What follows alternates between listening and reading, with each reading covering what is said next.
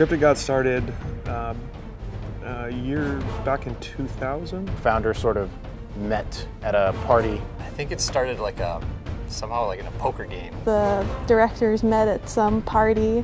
A lot of details that I'm not privy to, and possibly some drinks later.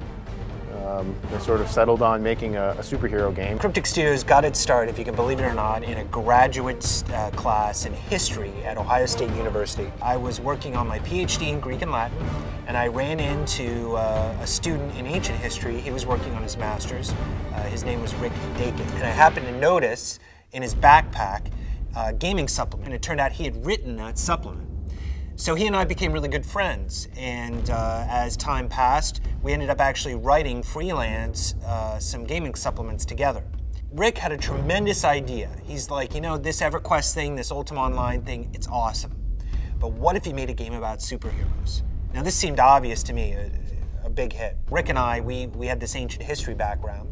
We wanted to call the company Crypteia, which is a secret society in Sparta of warriors. Well, the other guys thought that was kind of goofy and just said, well, how about Cryptic?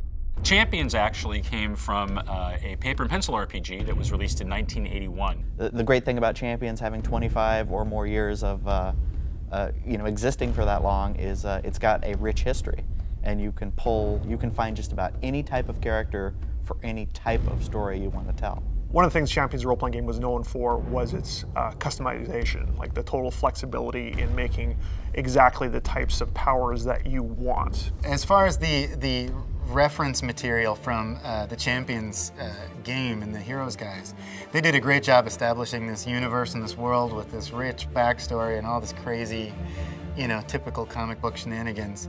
But when we got the game, we really wanted to update it and make it feel a little more modern. But at the same time, we also really wanted to keep a traditional comic look to it. So we've still got your classic 4-color style and a lot of heroes in tights. We have about 28 years worth of characters and places, villains, heroes, and lore, and actually game mechanics that have vetted through hundreds of thousands, if not millions of players. The whole concept of customization really stems from that paper and pencil game.